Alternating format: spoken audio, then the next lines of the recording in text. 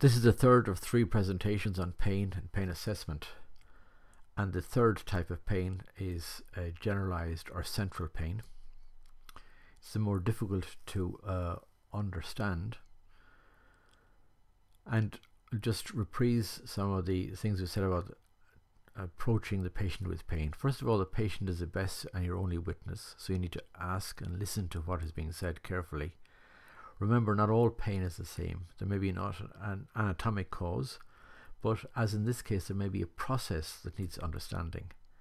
Your communication with patients needs to be two-way, so it needs to be accurate, using unambiguous words, trying to quantify as much as possible the amount of pain and the impact of the pain, and record for future reference.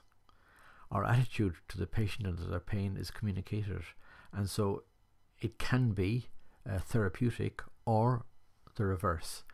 And good attitude is productive and will help with regard to your time and the patient outcome. You need a protocol or a tool that is comprehensive with regard to your inquiry about pain, and Socrates is just such a tool, which I've dealt with elsewhere. The aim of your inquiry is to generate a hypothesis, either in the form of a diagnosis or a differential diagnosis, that integrates all of the answers. So pain is an unavoidable aspect of our existence, and suffering depends on our reaction to the pain and on the patient's reaction to the pain. And our insights into the pain can be achieved by looking at other features in the patient. The inputs to the impact of the patient's pain are at several levels: cognitive, emotional, cultural, and social.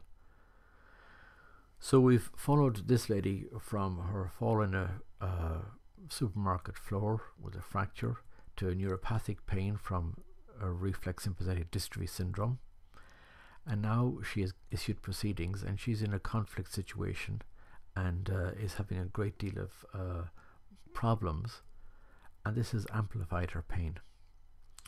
So here we're talking about the pains, central pain or generalized pain, sometimes referred to as pains with a central sensory processing problem.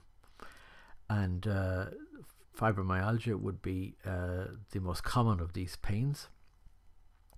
And it's usually seen in part of a syndrome where there's pain, there are sensory phenomena, and there are somatic phenomena. And we'll just go through those in some detail. So the pain is usually at many sites. There is associated visceral symptoms, and that can be related to the bladder, the bowel, respiratory, headache, or palpitations. So the bladder as in frequent cystitis or interstitial cystitis, or cystitis where there's no microbiological cause. Bowel disorders, typically irritable bowel syndrome.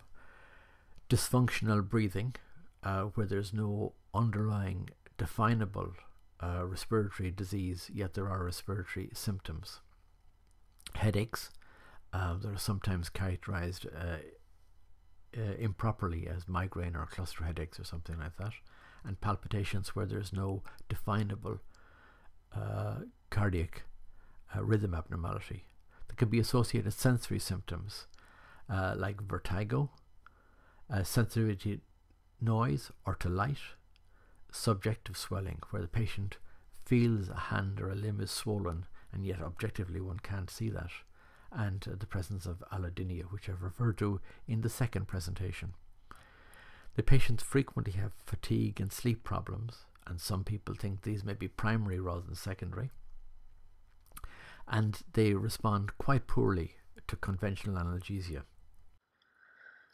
So you can see from this that the sensations from some or many organs and some or many sense organs can be in some way abnormal and causing the patient distress.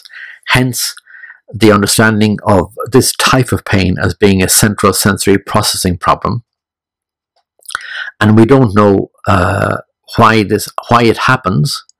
It is usually recognized in the context of the other symptoms, many of which are also not definable in terms of imaging or abnormal blood tests. And so taking an accurate history from the patient is very important to see this pattern of pain with its associated features that define the condition. Why it happens in some patients, it's not clear at all. There is obviously a problem with sensory processing, sensory interpretation, probably with emotional and cognitive inputs into that processing and interpretation, and there are probably very many other aspects that we do not understand. So this lady had the third type of pain, generalized central pain. She had poor sleep, extended pain, persisting pain, with no apparent cause evident. So in summary, the patient is a best witness.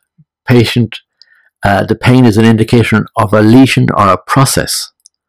Not all pain is the same. History taking may be therapeutic, should be comprehensive, and will add to efficiency. When you're asking about pain, also ask about other features like sensory symptoms, motor symptoms, visceral symptoms, sensory symptoms, fatigue, sleep problems, and the response to analgesia. Because pain may be the descriptor of the discomfort, but there are a number of different types of pain, and each of them needs different solutions.